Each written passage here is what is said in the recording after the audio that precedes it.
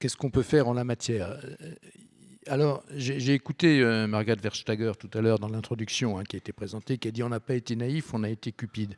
Oui, c'est vrai, on a été cupide, les 15%, Yves en parlait, on a recherché à l'extrême de la performance financière. Mais on a aussi été naïf, je crains qu'on ait été à la fois naïf et cupide. Donc la première chose à faire, c'est de ne pas être naïf, de ne pas être naïf face aux autres souverainetés qui existent. L'Europe n'est pas totalement souveraine. Enfin, il y a un truc qui est vraiment souverain, c'est les États-Unis.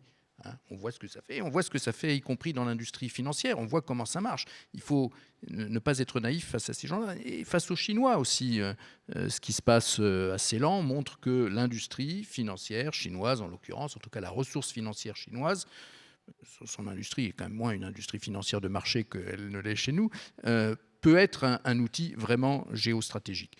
Nous, ce qui nous intéresse, c'est d'ailleurs plutôt que ce soit un outil pour notre bénéfice à nous, pour financer cette transition dont on parlait. Alors, qu'est-ce qu'on doit faire en la matière, en dehors du fait de ne pas être naïf?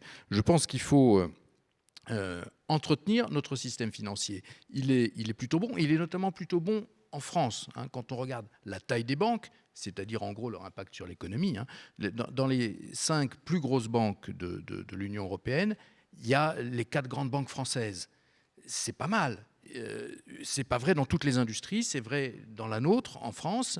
Et pour avoir une Europe forte et qui puisse être souveraine, il faut des champions. C'est vrai dans l'industrie financière, comme c'est vrai dans l'automobile, comme c'est vrai dans la pharmacie, c'est vrai dans tous les domaines. Et donc il faut entretenir, favoriser l'émergence de champions ou le renforcement de ceux qui le sont déjà un peu.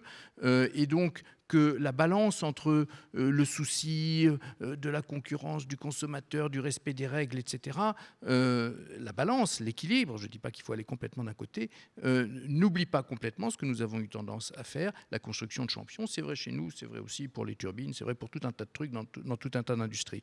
Il faut également entretenir un système tel qu'il est aujourd'hui, avec beaucoup de personnes, beaucoup d'acteurs et des modèles d'affaires diversifiés. Et je pense que c'est une force. On ne sait pas très bien de quoi sera fait demain.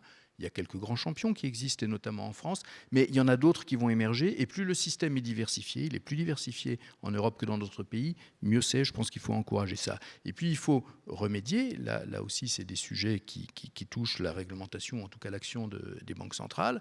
Remédier à la situation de taux d'intérêt qu'on a en Europe, avec des taux d'intérêt négatifs en termes absolus pendant longtemps, négatifs en termes réels pendant très très longtemps, et encore aujourd'hui, qui font que l'épargne ne va pas là où on voudrait qu'elle aille, et que l'investissement dans des entreprises de long terme qui construisent cette industrie que Yves désignait, qui participent à cette révolution industrielle, c'est quand même long, ça ne rapporte pas beaucoup, alors que l'investissement en bourse, quand même, ça marche mieux, ça va plus vite et puis c'est liquide. Et cela, c'est un effort qui passe, entre autres, par la remontée des taux d'intérêt auxquels la Banque centrale européenne procède en ce moment, mais pas très vite, et puis quelques années quand même après toutes les autres, parce que c'est la valeur de l'argent qu'on fixe là, c'est le prix de la matière première qui est celle dont on a besoin pour se financer. Et si on dit que ça ne rapporte rien, c'est quand même assez compliqué, premièrement, pour motiver les épargnants, et deuxièmement, pour que les entreprises financières dont on disait ne sont pas assez rentables en Europe soient rentables. C'est quand même plus facile d'être rentable avec une matière première qui vaut quelque chose, qu'on peut transformer et revendre un peu plus cher, qu'avec une matière première dont le coût est négatif.